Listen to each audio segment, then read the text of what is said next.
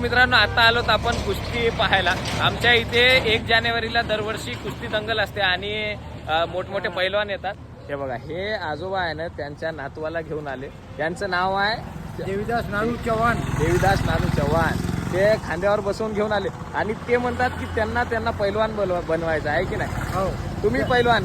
मी जुना पैलवान. मी माझ्या घरामध्ये एक कोणी पोरगं नाही शिकलं तर नाताला तरी शिकवायचं इच्छा आहे. अच्छा, तुमची इच्छा आहे असं नातवाला तरी शिकवायचं, पैलवान बनवायचं. पोरं नाही गेले त्यामध्ये बिडीमध्ये पुडीमध्ये पिण्यामध्ये, तर नाताला इच्छा आहे की आतापासून शिकवायचं. आणि काय काय शोक काही नाही करायचा तुम्हाला? काहीच नाही? मला चहा नाही, बिडी नाही, पुडी नाही, तंबाखू लहानपणापासून शोक काही नाही. आतापर्यंत पण हे अच्छा टाईट आहेत एकदम. आता मी दातात ते टाच धरतो, पण संध्याकाळी हे सगळं झुकते.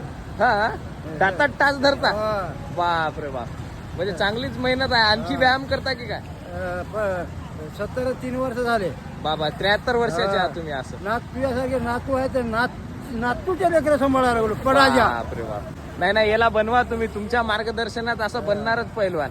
आजाची काठी नातान उचलली पाहिजे. बाबा, आजोबाची काठी नातू उचलणारच झाला. 50% अफंग गाव. हो, तरी तुम्ही आज पैलवान पगार भेटते मला 2,500 महिन्यात. नाही, अशी प्रेरणा मिळते. म्हणजे नातवाला ते पैलवान बनले पाहिजे म्हणून खांद्यावर बसून घेऊन आले. ठीक आहे, खूप खूप शुभेच्छा तुम्हाला. नक्की पैलवान बनेल ते मोठा.